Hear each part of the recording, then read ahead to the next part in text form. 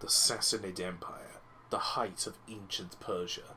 Yet despite this, few know its story or even know about the Sassanid Empire's existence.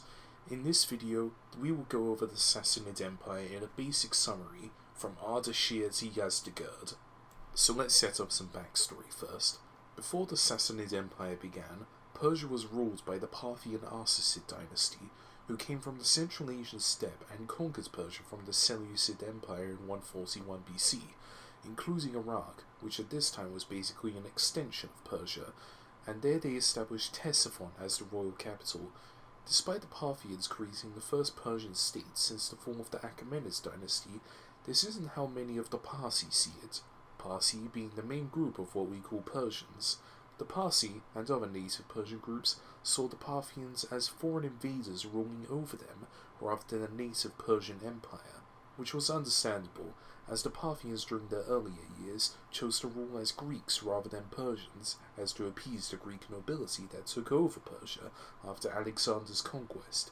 However, this didn't bode well with the Persians. The Parthians also had an awful habit of always being in a civil war, since every time the Shah died, his multiple sons would fight to take the throne, and it's usually the case that the biggest loser of any war is the civilians, those being the Persians.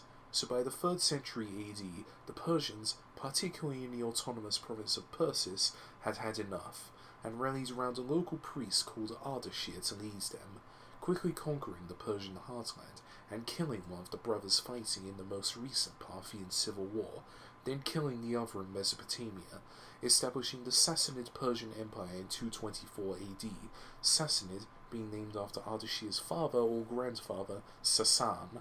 Ardashir spent most of his ruling years consolidating power, while also fighting the Romans, who were the rivals of basically any Persian empire since the rise of the Parthians. He also began the process of urbanizing the empire, which would be rapidly accelerated by his son, Shapur, who he made co-monarch in the last 2 years of his reign. Now just a quick bit of Persian trivia. During the Sassanid Empire, their empire was called Iran-Shah, meaning Land of the Aryans, a name which particularly lasts to this day, with modern Persia's name Iran meaning the same thing. And the title of the Sassanid Empire was Shahanshah, or King of Kings, a title used since Cyrus the Great. Back to the story, which will go much quicker now. Shapur I, or Shapur the Great, was, well, great. He conquered the last remnants of Roman Mesopotamia, as well as Armenia, and vast swathes of lands to the east. He continued Ardashir's urbanization projects, resettling Roman citizens into these new cities to populate them, built massive infrastructure projects, made a new legal code, and to top it all off, captured the Roman emperor himself. Quite an eventful reign. The reason Shapur and Ardashir wanted to build new cities was to curb the power of the nobles, as these new cities were technically the Shahanshah's property, so he could use this to be closer and thus closer monitor the local shahs, who up until now had been more or less autonomous, like under the Parthian Empire. Shapur died and is soon succeeded by Hormizd, then Bahram, and then another Bahram, then Narseh, then Hormizd II, and when Hormizd II was killed in a hunting trip, the unborn Shapur II was made the new Shahanshah. Now, you might be thinking, a child emperor? This can only go well. Well, it did.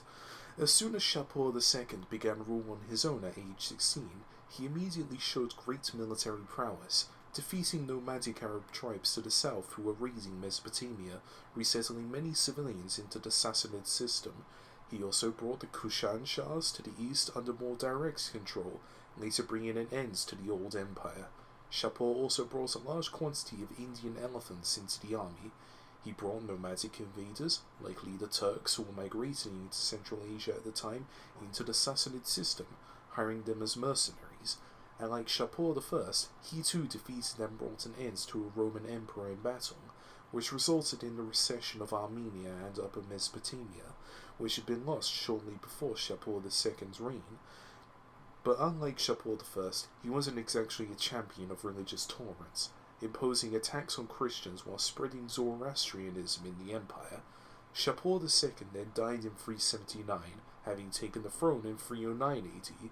His reign marks the Sassanid Golden Age, and after his death, began the Intermediate Period. Another bit of Persian trivia. From the reign of Cyrus the Great to Yazdegerd III, Persia believed in a religion called Zoroastrianism, in which Ahura Mazda, Zoroastrian god, and his forces of good do constant battle against Angra Mainyu and his forces of evil. Zoroastrians worship Ahura Mazda in fire temples, as they believe that Ahura Mazda is present in the fire of each temple. Freddie Mercury was a Zoroastrian, and large communities of Zoroastrians still exist in India and Pakistan to this day. Back to the story. So after Shapur II came Ardashir II, Shapur III, Bahram IV, Yazdegerd I, Shapur IV, and Khosrow the Usurper. During this time, a long peace was settled with Rome, lasting until the reign of Roman Emperor Justin I, with only small-scale conflicts over Armenia taking place.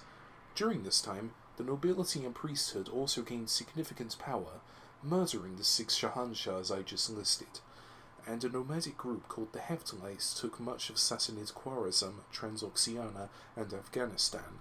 The later Intermediate Period saw Bahram V, Yazdegerd II, Hormizd III, Peroz I, who was aided to the throne by the Hephthalites, Balash, and Kavad, who was usurped by Jamasp, but later reclaims the throne. Kavad I spent much of his reign strangling the power of the nobles, using the Zoroastrian priest Mazdak, who preached redistribution of the nobles' wealth as a means to limit the power of the nobles, only to be briefly deposed and sent to the Fortress of Oblivion.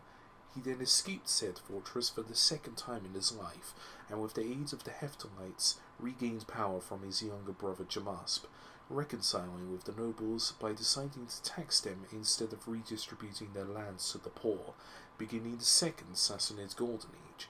He also waged war with Rome, settling a peace treaty where Rome would pay a large annual payment to Persia to keep the peace, and in exchange, Persia would guard the Caucasus Mountains. But peace was repeatedly broken by the Persians and Romans, who would fight over Caucasian Iberia. Yes, Iberia was in Georgia at some point. And both sides began to rely more and more on Arab mercenaries like the Ghassanids and the Lakhmids. Soon after, Kavad, no longer needing the Mazdakites, distanced himself from them, with Khosrow, his son, executing Mazdak later on. Khosrow succeeded the throne after Kavad died, and reinstated Zoroastrianism as the state religion, being given the cognomen of Anushirawan, or Immortal Soul, by the priests. He made peace with Rome, forcing them to give even more money to the Persians, and with peace in the empire and the priests loyal to him, he further decreased the power of the nobles by giving power to the Degans, who were minor nobility personally loyal to the Shahanshah, becoming the empire's tax collectors, and also served as cataphracts or heavy cavalry, which before were reserved for the higher nobles. Khosrow then made 4 great generals of the army, whereas there had been previously 1, placing them in corners of the empire far away from their homes. He then aligned with the Gokturk Khaganate and destroyed the Hephthalite Empire with them, reconquering the east, from southern Pakistan to the Aral Sea. He then attacked Rome, taking little territory but pulling what I think is an absolute troll move, as during his campaign he captured Antioch. And remember how Shapur I resettled Roman citizens into his empire? Well, Khosrow did that times 10, getting his men to copy the entire city of Antioch, paste it in Persia, moved the entire population of Antioch to this copy and named it Ware Antioch Khosrow, meaning Khosrow's better Antioch. Aside from that, he also extorted cities for money so that he wouldn't destroy them, stole Roman soldiers by actually paying them, and destroyed many Roman fortifications, among them Dara, which he destroyed. Khosrow I's reign is considered to be the height of the Sassanid Golden Age, where everything was great, but soon he died.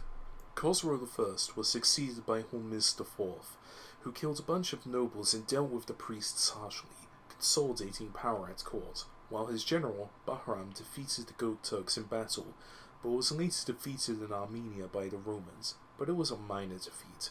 Despite this, Hormizd IV shamed, slandered, and humiliated Bahram for the defeat, which prompted Bahram to rebel against Hormizd, placing Hormizd's son, Khosrow II, onto the throne. But Khosrow fled to the Byzantines as Bahram began to consolidate power behind the throne. Bahram then proclaimed himself as the new Shahanshah, but Khosrow II then returned with a Roman army aided by Roman Emperor Maurice of the Justinian dynasty. Bahram was then overthrown and later killed by the Gokturks. Khosrow then signed an eternal peace with the Romans, ceding Armenia to Maurice, with Khosrow and Maurice considering one another to be personal friends, but then Maurice was usurped and killed by Phocas, the worst Byzantine emperor, and Khosrow declared a war of vengeance, which would last the rest of Khosrow II's reign, from 602 to 628. Khosrow captured much of Anatolia, all of the Levant and Egypt, and threatened Constantinople itself, turning the war into a war of conquest after Phocas was dethroned by Heraclius, so Khosrow laid siege to Constantinople, bringing the Sassanid Empire to its greatest extent. But in a desperate attempt to save Rome, Heraclius marched straight into Mesopotamia, defeating every army in his path, and Khosrow II was overthrown by his son, Kavad II, which signalled the beginning of the end of the Sassanid Empire. Peace was signed with Rome, relinquishing all captured territories, but even with peace, the empire was in crisis, as palace intrigue and regicide became the norm, as the empire went through Shahanshah after Shahanshah, with 14 different rulers being present between 628 and 632. The empire was exhausted between the war and all the usurpations. It was no wonder that when a small Arab tribe to the south began to expand, little resistance was shown, and the last of the ancient Persian empires, the last legacy of Cyrus the Great, was conquered by the Rashidun Caliphate in 654 AD. With the last Sassanid Empire, Yazdegerd III, fleeing to the Chinese Tang dynasty, where he allegedly lived a comfortable life, though never being able to return to his old homeland, as the Muslim Empire sank its claws deep into Persia. Despite the Persian Empire itself ending, its legacy didn't. The administration, which had been left largely intact during the Arab invasion, was later used by the caliphates for the day-to-day running of their empire, and Persian culture and influence would persist through the ages, with many empires styling their bureaucracies, courts, and cultures after the Persians, and their influence lasts to this very day. Thanks for watching. If you liked this video, please consider liking and subscribing. I'd really appreciate it. Ancient Greece Part 2 should come out next week, so stay tuned for that. Anyway, goodbye.